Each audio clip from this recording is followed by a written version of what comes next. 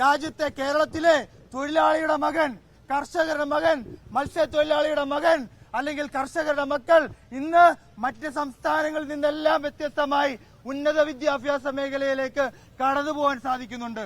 മറ്റ് സംസ്ഥാനങ്ങൾ പരിശോധിക്കുമ്പോൾ ഈ നിലയിൽ പിന്നോക്ക വിഭാഗത്തിലുള്ള തൊഴിലാളിയുടെ മക്കൾക്ക് ഒന്നും ഇപ്പോഴും സ്വപ്നം കാണുന്ന നിലയിലേക്കാണ് അവിടുത്തെ ഉന്നത വിദ്യാഭ്യാസ മേഖല. പക്ഷേ രാജ്യത്താകമാനം തന്നെ മാതൃകയായി കേരളത്തിൽ ഉന്നത വിദ്യാഭ്യാസ മേഖല മാറി. അവരെ ഭയപ്പെടുത്തുന്നതാണ് അവരുടെ വിചാരധാരയാണ്, അവരുടെ താത്വിക ഗ്രന്ഥങ്ങളാണ്. കാരണം അവരുടെ താത്വിക ഗ്രന്ഥങ്ങളിൽ അവർ എഴുതി വെച്ചിട്ടുണ്ട്, പിന്നോക്കക്കാരന്, അവർ മറ്റ് പിന്നോക്ക വിഭാഗങ്ങളിൽ പെടുന്ന വിദ്യാർത്ഥികളെ അല്ലെങ്കിൽ ജനങ്ങളെ മനുഷ്യരായി പോലും കാണുന്നില്ല, ദളിതനെ മനുഷ്യരായി പോലും കാണുന്നില്ല. കേരളത്തിലെ സ്ഥിതി വ്യത്യസ്തമാണ്.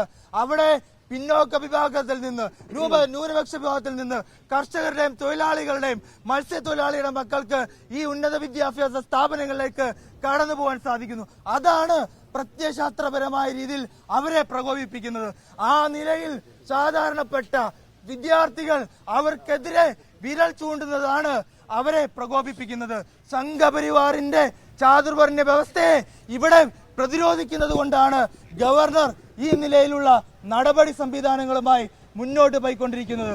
ഞങ്ങൾക്കൊന്നേ പറയാനുള്ളൂ, ഇന്ന് ഇവിടുത്തെ ഗവർണർ അർലേക്കർ മോഹൻ ഭഗവതിന്റെ കൊട്ടേഷനുമായിട്ടാണ് ഇവിടെ വന്നേക്കുന്നത്. കേരളത്തിലെ മതനിരപേക്ഷതയെ തകർക്കുന്നതിന് വേണ്ടി, കേരളത്തെ ഉന്നത വിദ്യാഭ്യാസ മേഖലയെ തകർക്കുന്നതിന് വേണ്ടി ഗവർണർ മോഹൻ ഭഗവതിന്റെ കൊട്ടേഷനുമായി ഇവിടെ വന്നതാണെങ്കിൽ ആ കൊട്ടേഷൻ കാശ് തിരിച്ച് മോഹൻ ഭഗവതിന് കൊണ്ട് കൊടുത്തോണം. ആ നിലയിലുള്ള ഇടപെടൽ കേരളത്തിനകത്ത് ഞങ്ങൾ നടപ്പിലാക്കാൻ അനുവദിക്കത്തില്ല. ശക്തമായിട്ടുള്ളൊരു പ്രതിരോധം കേരളത്തിനകത്ത് ഞങ്ങൾ ഉയർത്തിക്കൊണ്ടിരിക്കും. ഈ പ്രതിഷേധം നടക്കുമ്പോൾ കേരളത്തിലെ പ്രതിപക്ഷ നേതാവ് ആരാണ് എന്നുള്ളൊരു ചോദ്യം നിൽക്കുന്നു. വി.ഡി. സവർക്കറാണോ, വി.ഡി. സതീശനാണോ കേരളത്തിലെ പ്രതിപക്ഷ നേതാവ്? എനിക്കൊരു സംശയം ചോദിക്കാനുള്ളത്, രാവിലെ രാജീവ് ചന്ദ്രശേഖരനാണ് വി.ഡി. സതീശന് ഫേസ്ബുക്കിൽ ഇടാനുള്ള സ്റ്റേറ്റ്മെന്റും പോസ്റ്റും തയ്യാറാക്കി കൊടുക്കുന്നത്.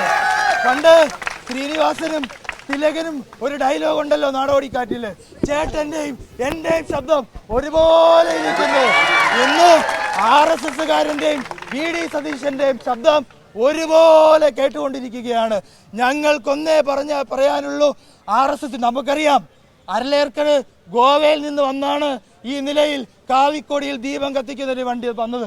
പക്ഷേ നമുക്ക് സതീശനുള്ള വിധേയത്വം, RSSനോടുള്ള വിധേയത്വം അറിയാം.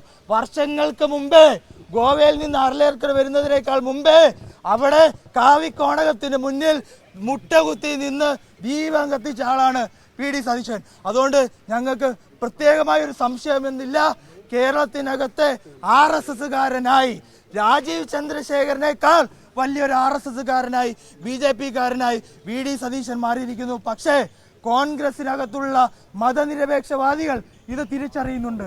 നിരവധി കോൺഗ്രസുകാർ ഉൾപ്പെടെയാണ് ഈ സമരത്തിന് ഐക്യദാർഢ്യം പ്രഖ്യാപിച്ചുകൊണ്ട് SFIയുടെ ഈ സമരം മാധ്യമങ്ങളിൽ വീക്ഷിച്ചുകൊണ്ടിരിക്കുന്നത്.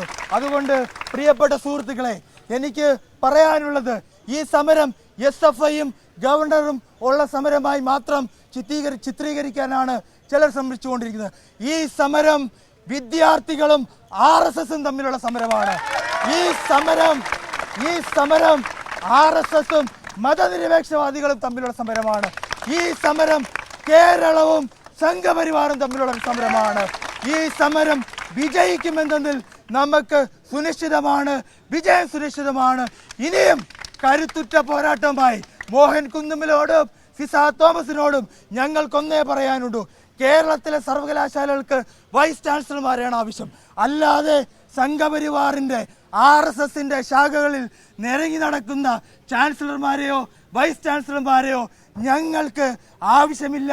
രാജ്യത്തിന് തന്നെ മാതൃകയായി മാറിക്കൊണ്ടിരിക്കുന്ന നമ്മുടെ ഉന്നത വിദ്യാഭ്യാസ മേഖലയെ തകർക്കാൻ ഏതൊക്കെ RSSകാരനും, ഏതൊക്കെ ഇനി മോഹൻ ഭഗവത് വൈസ് ചാൻസലറോ ഗവർണറോ ആയി കേരളത്തിൽ നേരിട്ട് വന്നാലും ഞങ്ങൾ അതിനെ പ്രതിരോധിക്കും, ഞങ്ങളുടെ ജീവൻ നൽകിയും പ്രതിരോധിക്കുമെന്ന് മാത്രം പറഞ്ഞുകൊണ്ട് ഇവിടെ പങ്കെടുത്തുകൊണ്ടിരിക്കുന്ന സമരസഖാക്കളെ എല്ലാം അഭിവാദ്യം ചെയ്തുകൊണ്ട് SFIയുടെ അഖിലേന്ത്യാ കമ്മിറ്റിക്ക് വേണ്ടി അഭിവാദ്യം ചെയ്തുകൊണ്ട് നിൽക്കുന്നു. We shall fight, we shall win.